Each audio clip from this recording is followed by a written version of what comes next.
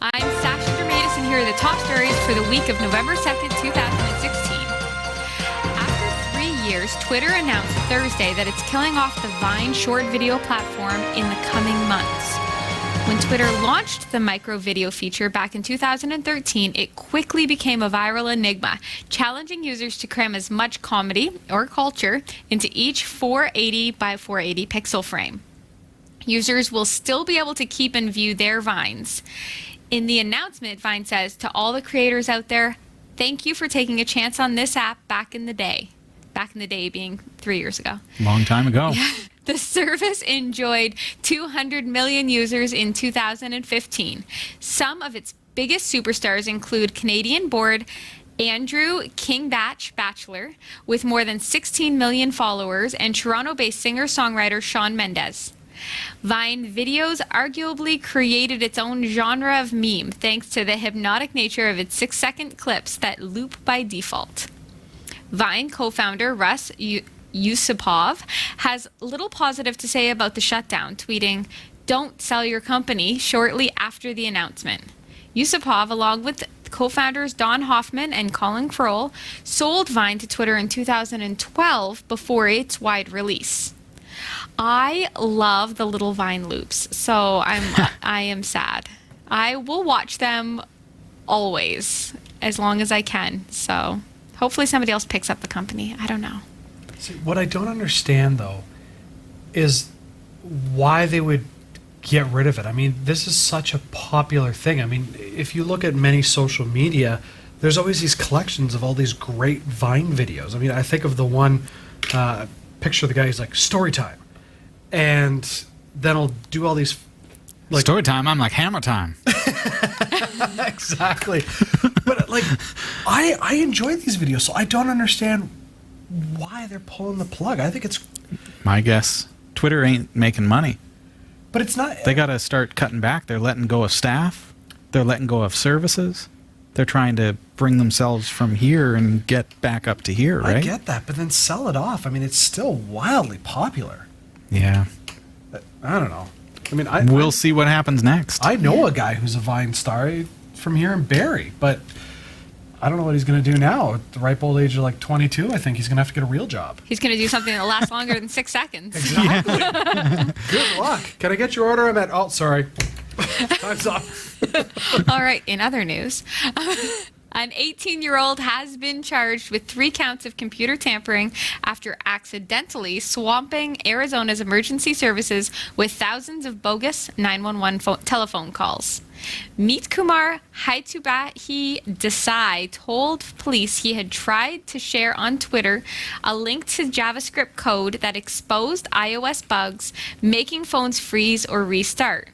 He had hoped Apple would pay him a bug bounty for the information about the flaws, but had mistakenly linked to an earlier version of his app that had made users' phones keep on dialing 911. In a statement, Maricopa County Sheriff's Office said the link had been clicked almost 2,000 times, threatening emergency services across Arizona. Because the 911 service is classified as critical infrastructure, interfering with its operation is treated in Arizona with the same severity as human trafficking or second-degree murder. Oh. Talking to police after his arrest, Mr. Desai said the bug he had been planning to exploit had been sent to him by an online friend. Using it, he intended exploiting it to make a benign but annoying app that people would find funny. Writing on the Ars Technica news site, Dan Gooden said the incident contained a valuable lesson for anyone getting started in security research. Hacking devices or networks without the explicit permission and cooperation of their owners is dangerous and can result in significant legal penalties. I would find this funny if it did not actually bring into play the 911 situation. Yeah. Because I can understand why it would carry like a second-degree murder charge. If you are hampering the response time for somebody who's actually in critical need, that's a big deal.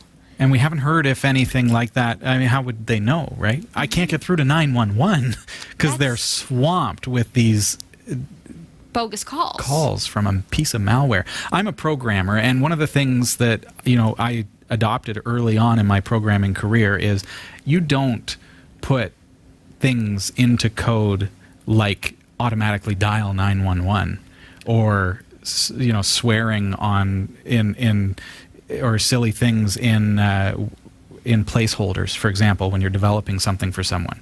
Because if that ever gets forgotten or you forget to remove it, hello, you should have used lorem ipsum, and that's why it's there. I don't want to be that guy because I know I'm not that old, but as soon as the news started, I hear 18-year-old. I'm going, well, that explains Poor it. guy. Like, Wow. he's not really... Oh, sure. Life experience Yeah, I mean, makes but- you think about these Yeah, things. ignorance isn't innocence by any means, but there's no way he ever intended this. That's how it sounds, Well, yeah. Exactly. I mean, when I was in my teens and I was getting into programming and stuff, I mean, I know for myself, I'm like, what all can I do? How far can I push this? I was writing autoexec.bat viruses Well, yeah. and So, I mean, distributing them at school. in your teens, you kind of like, how far can I push this? So the Sure. fact that the guy's 18, I'm thinking, chances are it was some old file that he created. It was a mistake.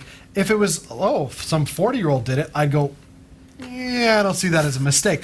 But that's just because I automatically default to ageism to a If certain you're degree. 40, we expect you to know better. Maturity, Okay? Yeah. I feel bad for this poor kid. I do Criminal too. record at 18. He can't even get that expunged, I'm sure. Well, he Okay. wasn't convicted, though, was he? He was just charged. He'll be convicted. Yeah, I don't know. Ugh. He may have a plausible defense. He needs lawyers like these lawyers in this story. That's true. Okay. Uber drivers in Britain should get paid vacation days and guaranteed minimum wage, a tribunal said Friday in a ruling that the company will appeal. The G Megabytes labor union says the decision will have a major impact on the drivers who argued that they should get the labor rights of employees, not self-employed workers. The Central London Employment Tribunal's decision Friday affects as many as 30,000 drivers. Uber argues it is a technology company that links self-employed drivers with people who need rides. It also says drivers should seek arbitration in the Netherlands, where Uber's European operations are based. Nigel McKay, the attorney representing the workers, argues Uber drivers often work very long hours just to earn enough to cover their basic living costs. It is the work carried out by these drivers that has allowed Uber to become the multi-billion-dollar global corporation that it is. He goes on to say, we are pleased that the Employment Tribunal has agreed with our arguments that drivers are entitled to the most basic workers' rights, including to be paid the national minimum wage and to receive paid holiday, which were previously denied to them. Uber, based in San Francisco, California, says it will appeal the decision and that in the meantime it only applies to the two people who brought the suit. Okay, so... those are pretty fantastic lawyers to make that happen. Really, eh? I think that Uber was always supposed to just be a supplementation to a regular income. I don't think it was ever supposed to be full-time employment for anybody. So I don't know about paid vacation time, Yeah. personally. See, okay. This is a Jeff question because Yeah. he works for the unions. Yeah. Yeah, see, So- my entire career is delved in labor law. So when this story came out, it didn't matter what was happening around me. There could have been gunshots going off, and I was glued to my phone reading this one. I've been waiting for this decision. I really have. Ever since Uber came around, I've said this was going to happen. And there's a couple reasons. Fine line, eh? It is a very fine line, but I think there's a couple reasons for it. And one of them is the fact that they're not entrepreneurs and self-employed in the fact that they're drumming up their own business. They have a company that is providing the work for them. And while Uber can try and argue that, we're just contracting them out, there's no contractual agreement that says I am a subcontractor to Uber. In the way that it's set up, I download the app, I just make it happen. They find the work for me. I work on their behalf. They're the middleman with the money. Like, everything about it to me screams employment. Yeah, does it start to feel like to you that Uber is like the company that is evading taxes by putting their money abroad in a way, but they're doing it through their employees, if you will, the people Right. who are doing the work for them. And this is something I've never thought about until I just this feel like occurred, when right? you choose to be an Uber driver, you download like the driver app or whatever it is. Yeah. I've seen somebody with it. I've never done it myself. But you choose when you want to work. You don't have to work anytime you don't want to work. Is there a qualification process? Like there has to be a way. I've never used Uber, but you do you get a have to criminal qualify? record check, I think. A criminal record check, which is typical of And any you take a employment. picture of it. You take a picture of your license, a picture of your insurance, and you upload it to them. Like an application? Yeah. Hmm. But you can work for 15 minutes a week if you want, or 15 minutes a month if you want. You can decline rides. You can just straight up say, no, you don't want to do it. What other job can you do that? Okay, I get that. But the thing is, I mean, if you look at when the terrorist attack took place. How did this turn to that? No. Here's where I'm going. In Australia, do you remember the terrorist attack in the coffee shop? Yeah. It was a big PR nightmare for Uber because when that terrorist attack hit, they have their software based on demand sets the prices, and the prices skyrocketed to like $100 a kilometer, just to get people out of the downtown core when the shots started firing. And so, if you are a contractor, chances are you're setting your own rate. Uber is setting those rates. You are just the driver. So when you look at that kind of stuff, Uber's in complete control of every element of that job. The only thing they don't have control over is your hands on the steering wheel. And so from that standpoint, I look at it and I go, I think it's a very valid argument that they are in fact employees. Yeah. I work for a company who sets what we charge the customer and what I get paid. Does that sound like anyone you know? Rhymes with boober. But you're an employee. I'm an employee. Yes. Yeah, oh yeah. But do you get to Point in decline work? case. Do you get to decline work? I get to decline work. If You I do? want to decline work, I will decline work. Absolutely. Huh. I am the red All flag right. man. Okay. So I'm like 49% on your side. Really? Yeah. You could determine that much? 49%, not 48? It's Well, I very have to give accurate, myself this. a majority on this one, only because I kinda am Team Uber. She's like, I am going to be an Uber This driver has right after the show. nothing to do with whether Uber is a great service or not. I mean, sure. I mean, I'm I've looking nev- at the But fact. what are they? What are they defined as? Right. I think they're don't employees. think that you can be an Uber driver and work 15 minutes a month and get vacation pay. No, well, no, because then you'd be part time. Okay. Okay, but the Oh, people okay. what's in question here is the people who are putting in 15-hour days, like a taxi driver. Right. But Should they be compensated like a taxi driver? Irregardless, whether they want to be an irregularly scheduled employee that picks up shifts on their choice. I mean, when I worked for the government, I could turn down any shift I wanted. If I didn't want to go in for a month, I didn't go in for a month, but I picked up the work. Is that just before you got fired? Yeah, something like that. But I mean, I was always available to work. I mean, you look at where Uber's going, where they're looking to do Uber Air with flights. Yeah. I mean, are they going to say that? I mean, if I'm going to hop into a plane and have them fly me, I can guarantee you, I'm Yikes. going to make you sure just that sign up to be an Uber pilot? I hope that they are I'm an gonna hope that employee at Uber's that on the point. hook, because if that plane goes down, I don't want my family suing just some random guy who, crashed the plane. I want to make sure that Uber's on the hook. And if you look at, there was something with Amazon. I want to say with one of the states. If you can't get a hold of, this came out just yesterday, Okay. I think it was. If you can't get a hold of the company that sold you bad product, you can go after the seller. So does that mean if in this case that they could also go after Uber? I mean, that's a whole nother legal side of it. But I totally think they are employees. See the comment thing below? See that field down there? Please Comment on this. post Totally your employees. comments. I don't think Resolve so. the conversation below. I think in the comment section. Vote Sasha. Vote Team Sasha on this one. Nope. Facebook Inc.'s software knows your face almost as well as your mother does. And like mom, it isn't asking your permission to do what it wants with old photos. Facebook encourages users to tag people in photographs that they upload in their personal posts, and the social network stores the collected information. The company uses a program it calls DeepFace to match other photos of a person to match the other photos of a person. Alphabet Inc.'s cloud-based Google Photos service uses similar technology. While millions of internet users embrace the tagging of family and friends in photos, others worried that there's something devious afoot or trying to block Facebook as well as Google from amassing such data. As advances in facial recognition technology give companies the potential to profit from biometric data, privacy advocates see a pattern in how the world's largest social network and search engine have sold users viewing histories for advertising.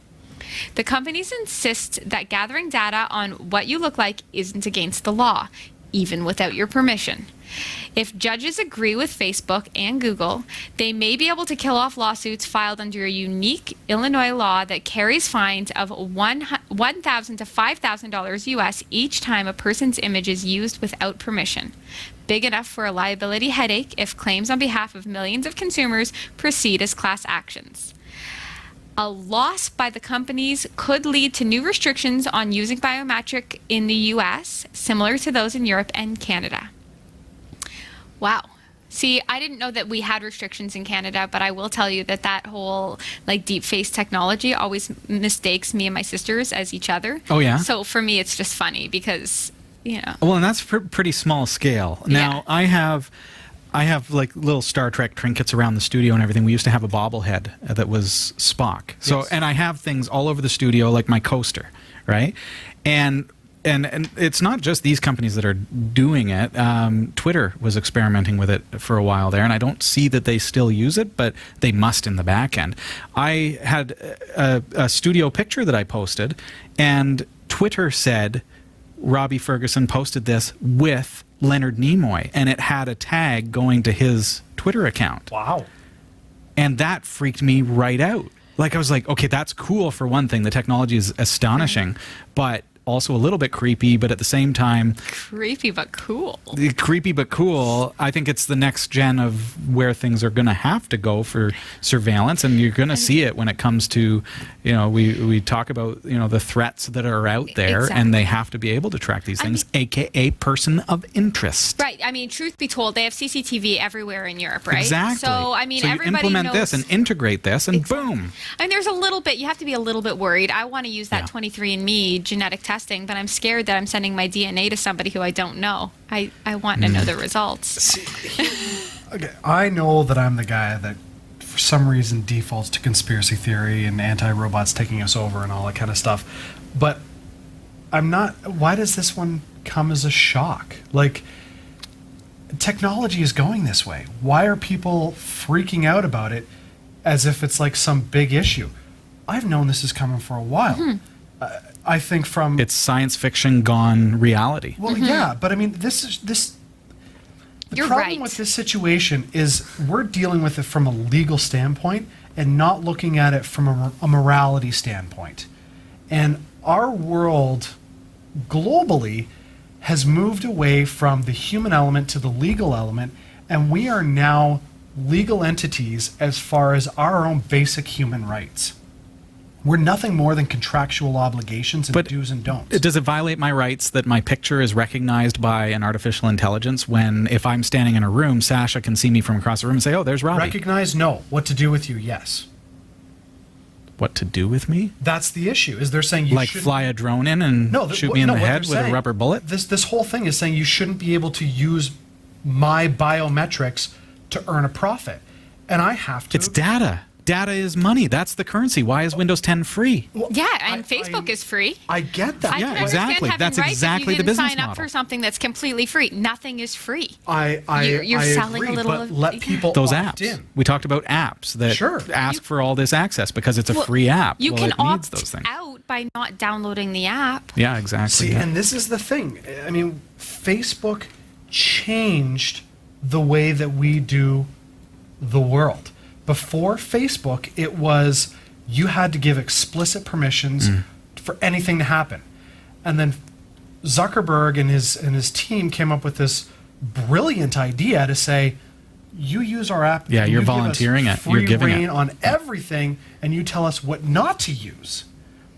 And And we'll change that halfway through after you've said no. Exactly. After you've said no, we'll eventually just say yes, and you'll have to go back and find it and, And say it's no again. changed the It has legal, moral changed landscape everything. of the Absolutely. world. It has changed. Absolutely. Remember back in interrogation, not that I've ever been in an interrogation room, but they used to try and like drag information out of you about who your friends are and where Yeah, you right. were and everything. And now all they'd have to do is go on your Facebook and be like, oh, I have a list of all of your friends. I know exactly where you've been. I know what you've eaten in the past 14 days. Yeah, they have everything now. We have pictures to prove Exactly. it. You know, it's not the end of the world, though. I mean, this is the way technology is going. The way that we will know that the apocalypse has come is when robots take over our kitchen.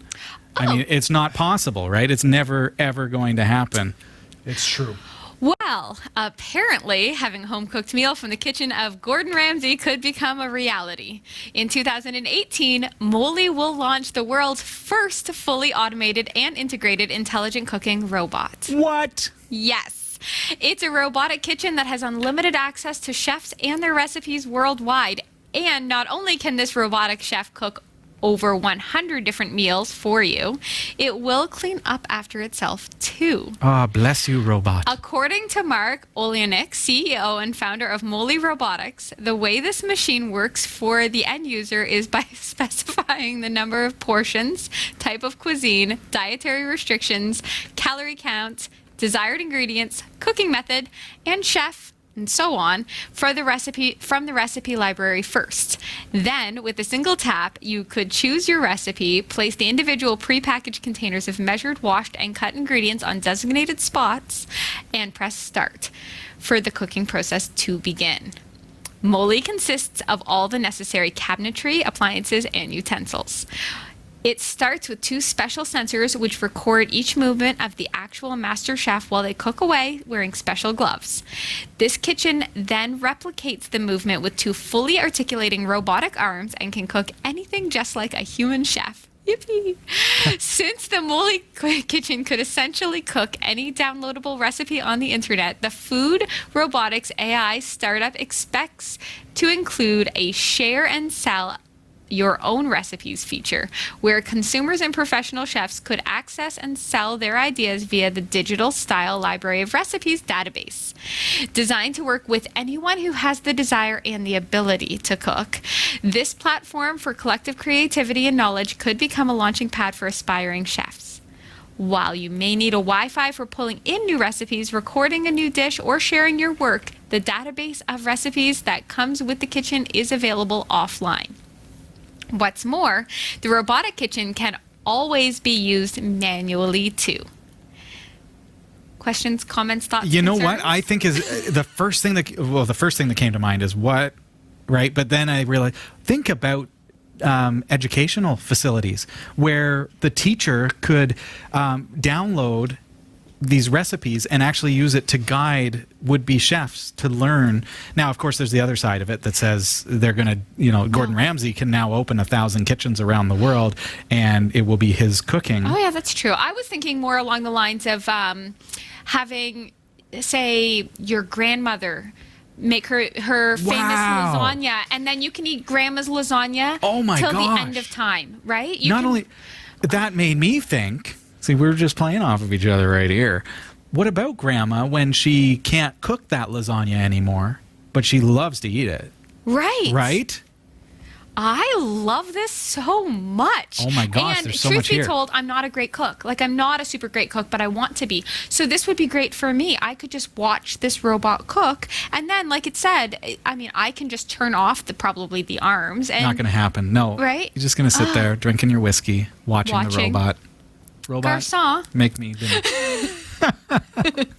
Okay. I love it. How do you feel about this, Jeff? All right. Here comes the opinion, folks. So we know how I feel about robots taking over the world. This is just the kitchen. I realize this is just the kitchen.